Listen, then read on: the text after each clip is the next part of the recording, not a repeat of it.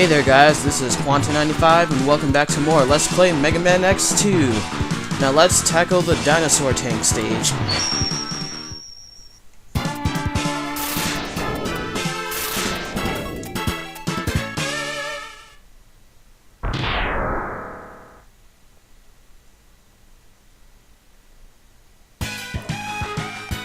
Yep, this is the Dinosaur Tank.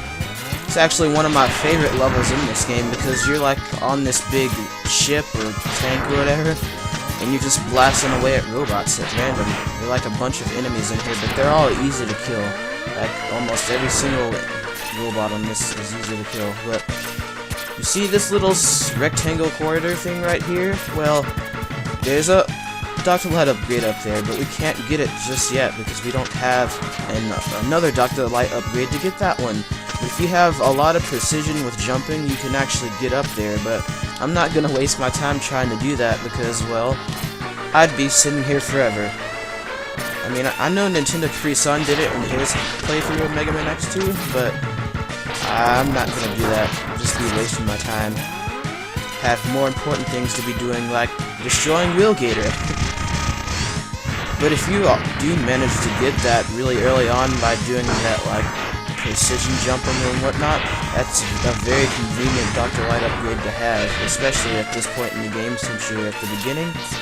And we can't get that hard tank either because, well, we need a weapon. So, yeah, that's two things we can't get in this level already, but I guess that's what I get for going in this order. It's not too bad. I mean, I backtracked in the first game, so it's not too different with this one. That's the only thing really annoying about Mega Man X is that sometimes you have to backtrack to get, like, certain weapons, but it's not too bad.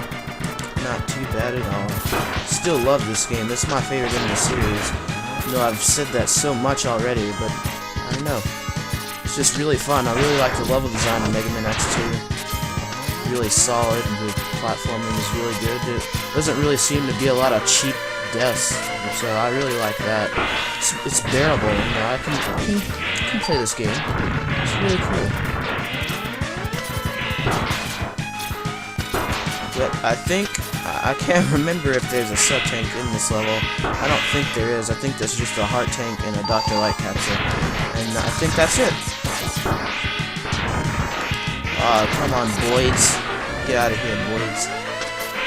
We're coming up on Wheel Gator pretty soon here. Yep, here goes Wheel Gator. Wheel Gator is weak to the wire sponge weapon, but Wheel Gator has one of the most tedious boss fights in the game. Even despite the stage being so well done, Wheel Gator himself isn't really a walk in the park. What he'll do is just hide in the water and shoot wheels at you. After shooting one wheel, he'll pop up out of the oil and start biting you and whatnot. It gets really annoying, especially if you keep on getting caught. So I have a feeling I'm going to be doing horrible in this boss fight. I have no idea. It's easy enough to dodge, just like that, as long as you're like speed boosting and jumping and all that stuff. But other than that, this boss fight, I mean, it's not too hard, but it's not too easy either. It's really well. I got caught again. And Wire Sponge's weapon, despite being his weakness, really doesn't do that much damage to him. And considering that he's always hiding in this watery oil stuff, you don't really get to hit him with the weapon as often as you would really want to. So, how did I even get caught right there? Oh well, man. Hate Wheel Gator though.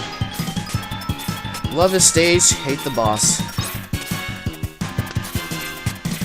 But yep, there's not really much else to talk about. This is Wheel Gator's boss fight, folks. But please don't tell me I'm gonna have to use a sub-tank on this. I hope I don't. But his weapon that you get, like, after defeating him is actually really useful. Like, it's one of the most useful weapons in the entire game, if I say so myself. Like, it really is. it defeats a lot of stuff really fast. Well, I want to get the shot off pretty soon here. Use it to get like a lot of Dr. Light upgrades, and it's really an important item to have. So that's why I like to fight Wheel Gator second. And he's weak to Wire Sponge's weapon, so it all works out in the end. I know you guys are getting tired of watching, so I'm glad this is like the last hit on him. If I can dodge his mouth attack. Oh, I did, yeah. Oh, he did.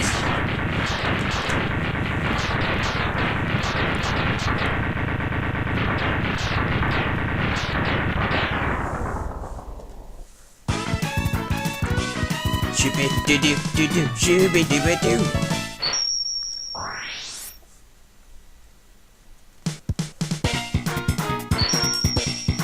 You got the spin wheel, one of the most useful weapons in the game.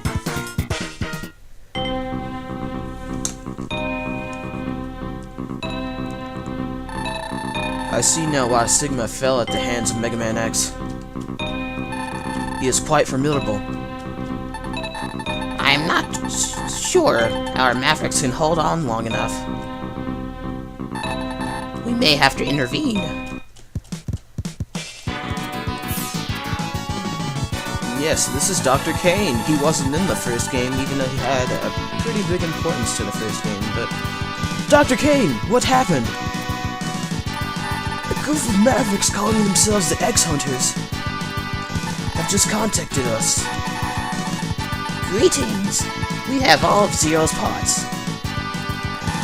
They can be yours if you defeat us. We look forward to meeting you, X.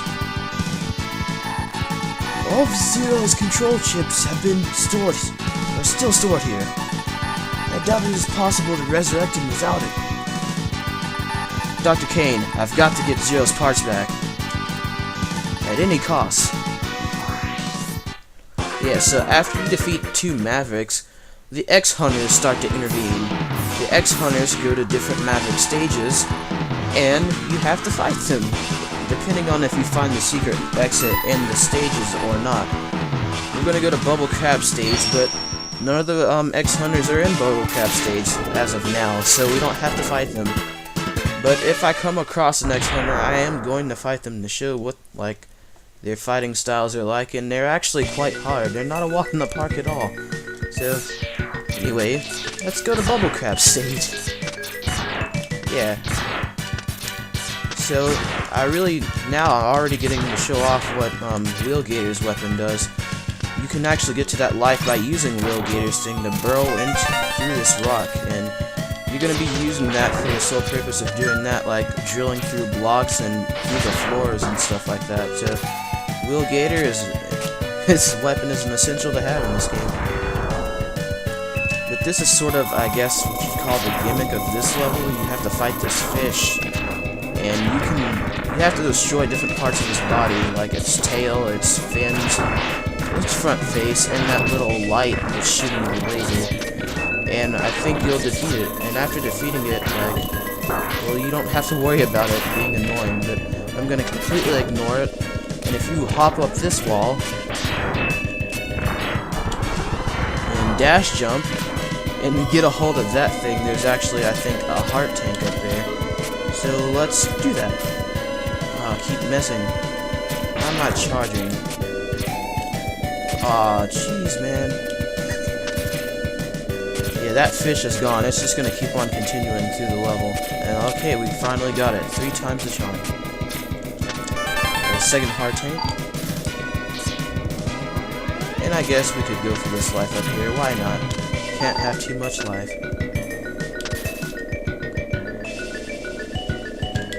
Yep, that fish is long gone. Or not? What am I talking about? Usually when I do that, the fish isn't there anymore. But if the X-Hunter is in Bubble Crab stage, you actually want to end up destroying this fish first. Because if you don't, it'll actually block the secret exit and from which you can fight the X-Hunter. So, make sure you destroy this fish if you're doing a different order than the X-Hunter actually appears in this stage. But the order that I'm doing, like this game, man, the X-Hunter never appears in the stage, and they always appear in actually the same stages, or at least in the orders that I go in. But we'll get more on the X-Hunters later on. Well, and I actually ended up destroying the fish. There's a sub-tank in this level that we're not going to be able to get yet either. We actually have to destroy Bubble Crab first before getting the sub-tank. So his weapon actually helps us get to it easier. But showing off the secret exit to Bubble Crab stage, if you come up here, this is where you'd be able to fight the X-Hunter. And the fish would actually be blocking your path to actually get here if you hadn't destroyed it ahead of time. But anyway, the main path is down through here.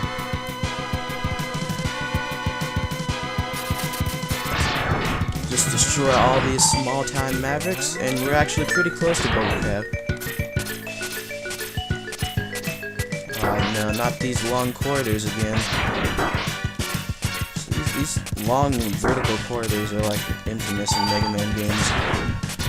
But thanks to X's maneuverability, they're less tedious. But Bubble Crab, we're coming up on him, he's weak to the wheel. I always forget what the weapons are called. The spin wheel, that's what it's called. And speaking of the devil himself, Bubble Crab likes to put up a barrier around him, which can easily be disposed of using Wheel Gator's weapon. And he likes to, like, shoot these... Jeez, what are they called? Like, he likes to shoot up his crab things from his shoulders instead of his arms, which is really weird. I don't know why, but the bubble can be easily disposed of with the Wheel Gator's weapon. I almost called him Wheel Crab. Can't explain worth a crap. But yeah, he's done. He's done.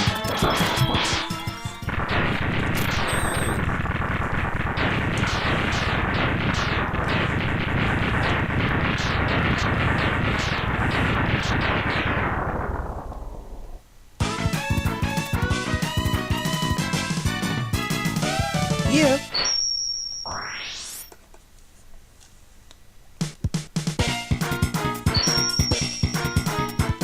I didn't even show it. I accidentally skipped what the weapon was called. Jeez. Well, it shoots bubbles. But that's gonna be all for this episode of Let's Play Mega Man X2. This has been Quanta95, and thank you guys ever so much for watching. And I'll see you guys.